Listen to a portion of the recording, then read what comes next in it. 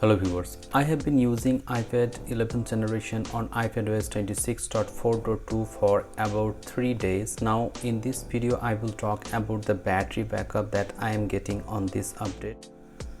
Actually in my previous update I was getting around 8 hours plus SOT on a single charge. As you can see here, the battery has been charged up to 100% on Wednesday at about 1:20 p.m. and then let me show you.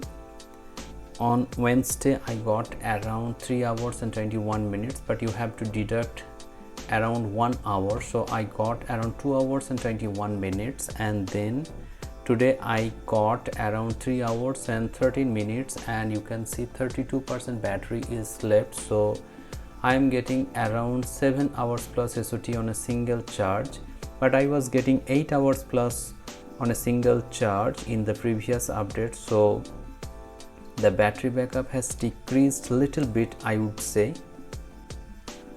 but at least you can expect around 7 to 8 hours still on this iPad after update, that is iPadOS 26.4.2. Another problem I was encountering, and once I encountered that problem, and that is the freezing of the screen. Actually the home screen freezed and no movement was there, so I had to switch off this device like this, okay, and after that the problem solved. So this may not be your problem in your unit after updating to the latest version, but I had encountered this problem, so I thought it would be wiser to share this thought with you.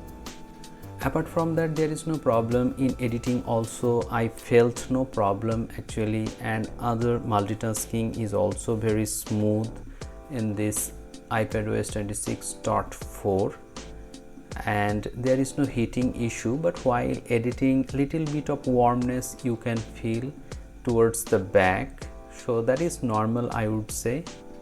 So if you are enjoying your iPad in your existing iPadOS, you don't need to update to the latest version unless you are facing any battery drainage issue, heating issue, or any other issue on your iPad.